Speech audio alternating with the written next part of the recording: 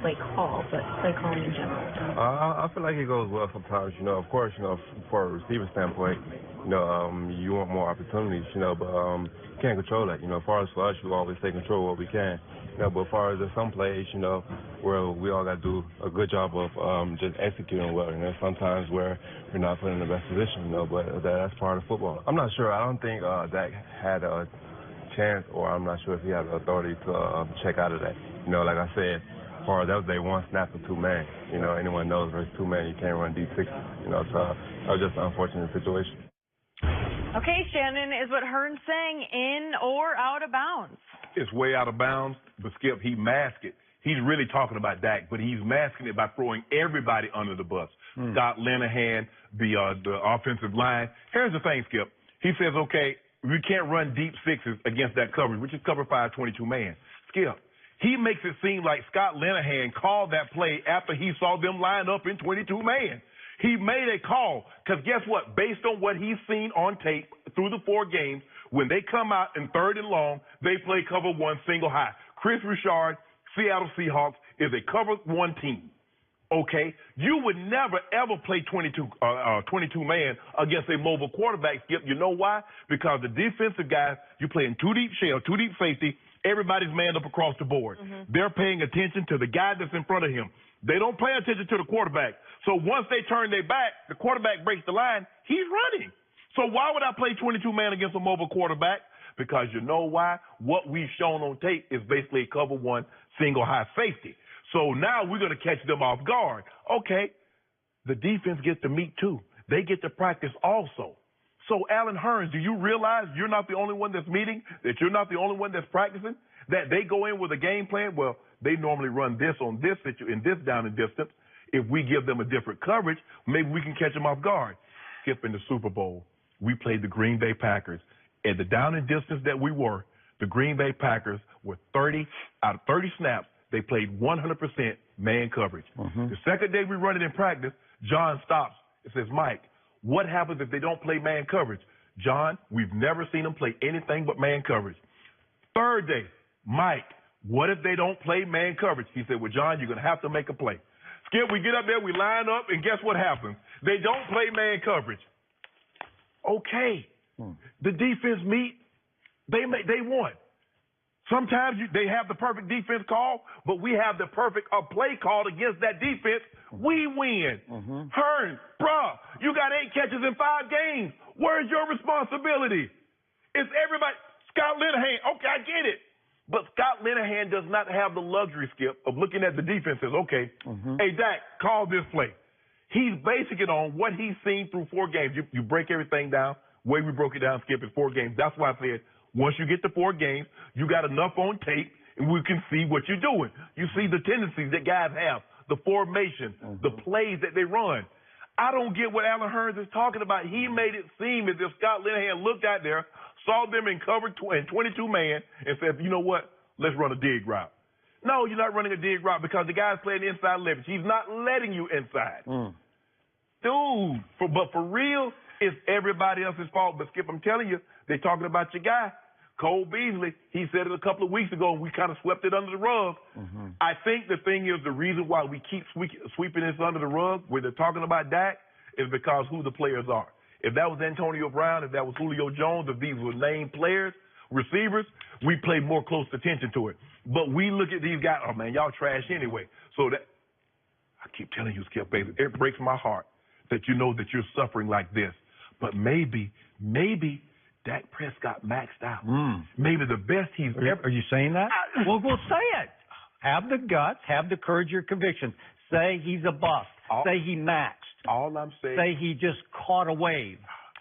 And it just. Maybe his rookie year he was on a Magic Carpet ride. Yeah, maybe he had a Magic Carpet ride. Maybe that's your term. You like dry land. Whoa. Maybe. Say it. Hold on. No, say it. You always have to qualify it like, well, maybe this. You know what? You gonna let me talk? No. You're not gonna I let think me talk? it's my turn. No. Okay. Well, let me say this. Maybe he's on a Magic Carpet. Maybe his rookie year he had a Magic Carpet ride like Patrick Mahomes is having this year. Boy, he had about half a year last year of Magic Carpet. No, he did not. Stop it. Do you want me to start giving you the numbers against Aaron Rodgers, at 9-7, no playoff against appearance. the Los Angeles Rams last year. Go check it out. He took an L in both of them. Well, he had no Zeke for 6 games. He had no But you Sean said it Lee doesn't for matter. 6 games. He ain't got Sean Lee now. But the tackling Dutchman is rated the second to middle linebacker in all of football. Tell me when it's my turn. It's your turn. I have so many issues with this. I don't even know where to start. You have issues. Can I put this in some perspective? You sure can.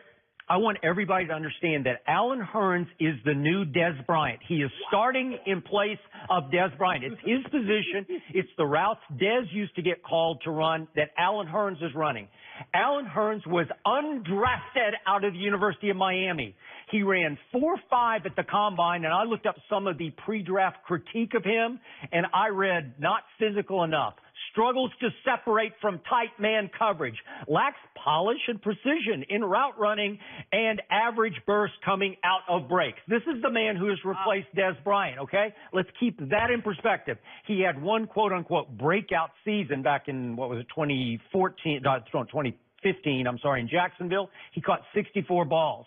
Des Bryant had years of 93 catches, 92 catches, and 88 catches. And over that 3-year span, he led the National Football League in touchdown catches, just for the record. So this is a poor man's Des at best. I don't even think I can go that far, just for perspective. Now, what did he say? We didn't see this part in the sound that we saw, but he also pointed out that the 2-man coverage that he talked about, guess how many times Romeo Crennel called that coverage in the entire football game? One Time. So you can write it off as just bad luck. You could just say it's a bad break, right? And again, he said, I don't know if Dak had the authority to check out a play. He checks out like every other play. He checks out to a fault. Troy Aikman, in his criticism on, I believe, a Monday radio show, brought up the fact they're playing so slow because Dak is second-guessing everything at the line of scrimmage. So do you want him to second-guess this one? Or there's also this thing called disguise. Have you ever heard of disguise? Sometimes you just get tricked. You get fooled, right? They practice too. Sometimes they look like they're going to do this, and they do that. And so now that you look back with the perspective of 20/20 hindsight, and you watch the game tape on Monday, and you say, aha, they played 2-man, and that's the only time they played it the whole football game. Well, why did we throw into 2-man? Well, let's look at that. If we could see that pass one more time. Again, is it a terrible idea? It's not a terrible idea because the ball hits Alan Hurns in the hands. It hit. I'm sorry. With Des in his prime, I know he got broken down and he became a disaster in the last couple of years, but would Des have caught this ball in his prime because he'd be a big body, he'd just shield off the safety and just snatch it, right? Okay, the ball does hit Alan Hurns in the hands. I know, I get it, but did the DB get a hand in it? Maybe, but I'm not even sure that. It looks like it just goes off his hands, goes backward, and it gets intercepted. Skip, if you look at the snap of the ball, watch what the corner does. He lets the receiver loose, and he jumps in his hip pocket. So he's telling you, I'm not letting you in there. And this is why you don't play this coverage, Skip Bayless, because you got a mobile quarterback in Dak Prescott. 22-man is the wrong coverage to play against a mobile quarterback. So that's why he caught him off guard, because they weren't expecting it. He would never play that coverage. But I don't think it's an awful decision and an awful pass. No. I just don't. Skip. That I'm sure, I can assure you, Romeo Crennel is saying what they've seen from us on tape. When the team gets in this down and distance, we play this coverage. If they're not expecting us to play 22-man because they got a mobile quarterback. You would never play 22-man against Cam. You would never play that coverage against Aaron Rodgers because they can take off and break the line of scrimmage. So can Dak. So can number 4. So that's why you don't play it. That's why he caught him off guard. I got it. So advantage Houston. They won. Sometimes you win, right? Guess what? Every pass play, nobody runs. Scott Linehan said, you know what? This is the pass I want to run because it's going to be an incompletion. Every pass play is meant to be a completion or a touchdown, Skip Bayless. Alan Hurns, do you understand that he's not calling plays? Well, you know what? This play won't work against that coverage, so I'm going to call it anyway. He's trying to get the best play call against the coverage he thinks they're going to run. He doesn't know definitively. So to your point, his conclusion yesterday was, we're not, as receivers, we're not saying it's not us. We're saying it's not just us. So he's saying protection. He's saying quarterback. He's saying all the other factors, play calls, defensive calls, a lot of things. Obviously, that's the beauty of football. That's why I love the game of football, because it's really complicated. So many people got to do right. Yeah. So many moving parts everywhere, because you have 22 people going different directions. Yep. A lot of things can happen real quick. Yes. In the flash of an eye. Yes. You have to process it. Right. And if you're a split second off or a inch or two high, things can get tipped into an interception. You Right. say, oh, that was horrible. But the point is, I'm with you. I don't appreciate the criticism from him, because it comes off like it's mostly aimed at the quarterback. And it comes off as blame deflecting. Don't blame us. We're open. Both he and Cole Beasley have said one of us is open on every route. Like, maybe we're not always the both of us open, but one of us has been open every time. Well, that's blaming the quarterback. Then you're just saying the quarterback's not finding. Because that's not what he had said originally. That's not what Cole Beasley said originally. They didn't bring play calling. They didn't bring offensive line and run blocking and pass protection into the equation. It wasn't until this that they started to get a little bit. Are you saying it's Dak? Are you? No, I'm not saying it's Dak. And I don't want to throw anybody under the bus. No. You say, you know what? This bus is big enough to run over a lot of people. So just to make sure, the guy that I'm really trying to run over, just to make sure that he's not the only one, let me bring Scott Linehan into the equation. You got it. So this is what happens when you have the worst offense in the National Football League. It's not statistically the worst, just to my eyes. To my eyes, I tweeted the other night, America's team now has America's worst offense, because it's the most excruciating to watch. Because you see potential, you see flashes. You know that 3 of the offensive linemen are pretty to very good. Yes. Maybe they're kind of on they're getting older. I don't know what's happened. I'm not sure about it, but they're not winning the line of scrimmage. But you say, well, they're capable, and Zeke's capable, and we've seen Dak do it before. Right. So why don't they? And then it just doesn't happen. But again, sometimes out of, the friction that gets caused can create progress. Sometimes you have to go backward to go forward. And I do say, and we're going to talk about it a little later with Michael Rappaport, but Odell's blast in the ESPN interview, the Giants responded great to it. I don't know why. Maybe you just sort of throw up your hands and say, heck with it, let's just go out there and play. Yeah. But that worked. But that's your best player blasting everybody. This is a nobody blasting everybody. Maybe the message is true. Yeah. We just didn't want to hear from this messenger. Okay. All right. Could that be? I mean, from Alan Hurns. From Alan Hurns. Okay. Now, maybe if Zeke said this, then maybe you were like, okay.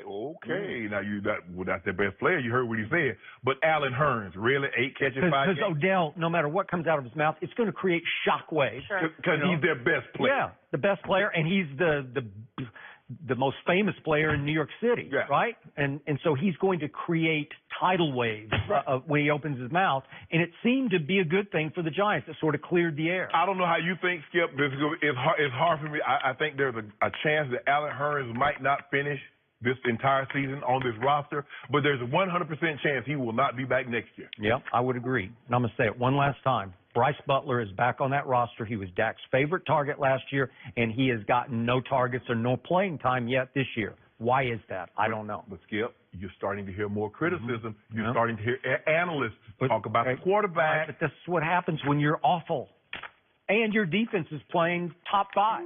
So everybody's saying, but who told you this? When the defense was playing awful and everything was going good. Yep. Sometimes, Skip, you got to look between. So you were looking, but you weren't trying to see. There's a difference between looking and not seeing. Well, last year, Dak was spectacular against the Rams and spectacular against Aaron Rodgers, and the defense was just a disaster. But he took L's. I stayed open late. The defense took it. I stayed open late so he can get these hot L's. Against those Kansas City Chiefs last year. Go look at his numbers. Really, Skip? Yes, really. Yeah. I don't know. It's a different kind of magic carpet ride when you lose. Yeah, but it's a different level. That ain't what a land zone. That ain't one of them nice Persian rules. Well, you've declared him a bust, so we'll see if you have to eat those. Why you keep doing that? You gave him an F last year. Okay. Did his interceptions increase?